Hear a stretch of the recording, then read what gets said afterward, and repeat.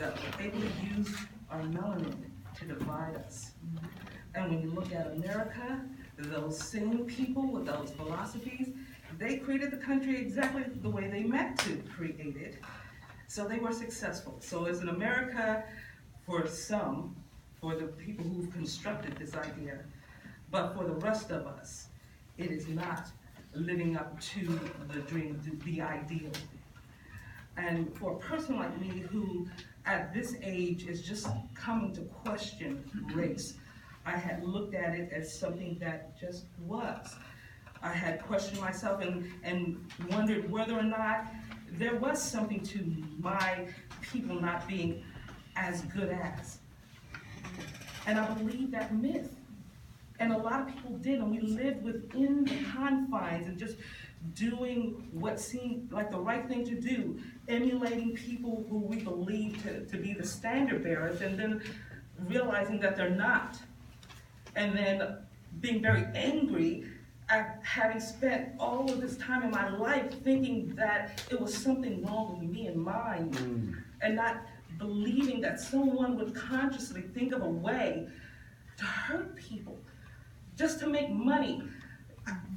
So that's unconscionable to me.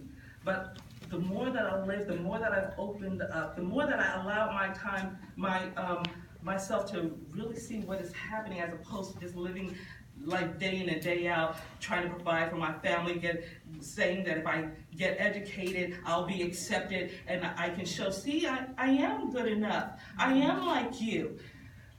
And then being so angry that I have to do that. And no matter what you do, we've seen examples of no matter how intelligent you are or perceived to be, no matter how well you dress and present yourself, you're still looked at like that N-word. And so people come in from other countries who have skin like mine, but they believe that it must be something wrong with those Africans who are in America, that they've not taken advantage of the system. And they're able to come in and do well because they don't see, they don't understand. And some of them may have come from class system and caste systems. And so they believe themselves to be better than others and can relate to the people here in power and say, yeah, they're just some lazy folks out there that don't want anything for themselves. But coming to realize that these things have been purposely put in place to hurt me and mine, I'm very angry. So I have to tamp myself down and say, how am I going to express myself? I'm beginning my journey. Even though I'm this age, I'm beginning my journey, and I know there are a lot of people like me who just don't have the words to describe that feeling that you have. And so coming to Princeton and being involved in the book club called Black Voices, and then talking about those subjects that it was a concept, I know there's racism, that was a long time ago, even I was saying things like that, dismissing it, and having these conversations with people who really wanted to understand why the system came to be and how we are able to live through it.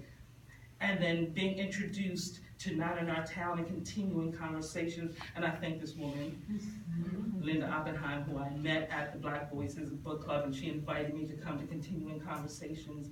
And that was the first time I had those raw talks because I was afraid of what I might say. And you're bringing up, I've been traumatized, and I know that I have. So I hope I answered both questions. Race is a myth, but we've been played. And America is real to those in power, but it's not realized yet for the masses.